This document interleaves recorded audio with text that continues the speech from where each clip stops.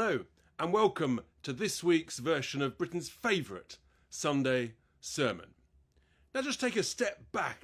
Have you noticed in the last couple of years, it's got a bit busy around about? Whether it's on the roads, on the trains. What about trying to rent or buy a home? Have you found that? Have you found rents going up? A little bit harder to see a doctor? And if you have to go to hospital, A&E, does that feel a bit busier to you? Trying to get a dentist appointment, any of this stuff to do with infrastructure, it relates to the size of the population. Well, I'm going to let you into a little secret. Yes, this is a big week for another bit of information from the Office of National Statistics. Look out for Thursday the 23rd, the data on the net migration number into the United Kingdom, people coming to settle here in 2023. Now, we already know the gross number is a city the size of Birmingham, about 1.3, 1.35 million people. What we don't know is how many people, in theory, it's a bit of a rough estimate, have left. My hunch is the net number is going to be about the same as 2022, somewhere between 700 and 800,000 people. What is that? What does that number represent? Well, it's about 2 Bristols in 1 year, net. Every year for the last 2 years. You just think, well, hang on, where do all these people go? So gross, we've got almost approaching 3 million people in just 2 years. Net, it's going to be 1.5 million, 1.6, something of that order. Who agreed with this? Let's just remind ourselves. What did the government say back in their manifesto 2019? They said the net number would come well below 210,000 per year. Instead, they've done exactly the opposite. In fact, in manifesto after manifesto, we've been promised by the Tories that they would bring immigration down into the tens of thousands. One Prime Minister promised, Lord Cameron. But now they've actually deliberately done exactly the opposite. They've deliberately opened the doors to mass immigration. And the other effect, of course, is that where you've got a huge extra supply of labour, and we're talking about relatively low-skilled, low-cost labour. Yes, big business might be thrilled to have that extra supply to keep wages down. But that's why everybody's feeling a bit poorer. Because not only have our taxes been going up, but wages have been relatively stagnant. Because, of course, you've got this vast influx of labour. Some of whom want to work, but actually some of whom are just happy to be a burden on our benefit system. This is a catastrophe for the United Kingdom. The quality of life is getting worse.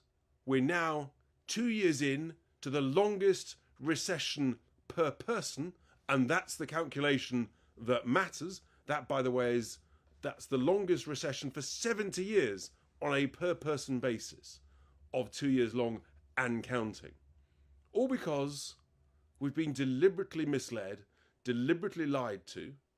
And if you think that's going to change under the next most likely government, the Labour Party, well, they seem to be wanting more mass immigration as far as anybody can make out. They've been completely silent on this issue. So the quality of life is getting worse. Financially, it's getting worse physically because there's just so many more people and we haven't planned for it. We haven't built more houses to cope with it. We haven't employed more doctors to cope with this huge influx. It's extraordinary. I actually think that it's gross negligence. And then there's another element which has deteriorated, and that's actually culturally. The great British culture is being diluted because when people come to settle in the United Kingdom, surely it's not unreasonable to say, actually, you've got to sign up to our language, learn the lingo. You've actually got to sign up to our values of tolerance, of respect, of hard work, of compassion. But also you've got to sign up to our heritage and our history and understand that and appreciate that. And part of that is that as a nation, the United Kingdom's foundation is based on Christianity for hundreds and hundreds and hundreds of years. And so whilst we can welcome other faiths and those of no faith, anybody enjoying the incredible privilege of coming to settle and live and work in the United Kingdom and enjoy everything that we have to offer surely has to respect, appreciate, and understand that foundation of Christianity and accept that that will never, ever change. And so that we can live and enjoy each other's company alongside each other. That also means that actually we want to continue to operate not only on the English language, but also the English legal system. We don't want parallel legal systems. For example, Sharia law. That is not what the United Kingdom wants. So what I say to people is smart immigration, a wonderful, great thing. High skilled, high quality, people are going to come in to the United Kingdom, get stuck in, work hard, build a career, work within the community, help the community, maybe take some risk, grow a business. All of that is fantastic.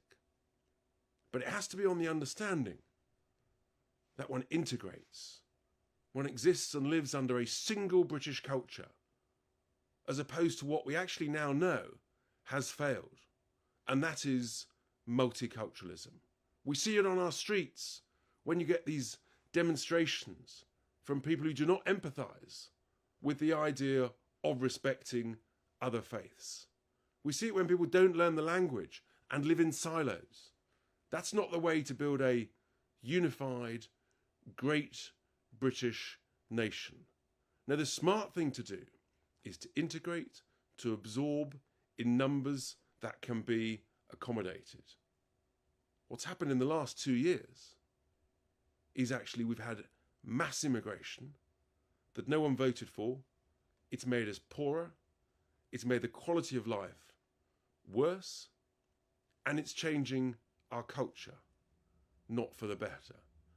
I believe not only is that not the wishes of the British people, but fundamentally, it's got to stop, we've got to change course, and we've got to go back to working together under a single British culture with smart immigration, not mass immigration. Look out for those figures Thursday from the ONS. Have a great day. Here endeth my Sunday sermon.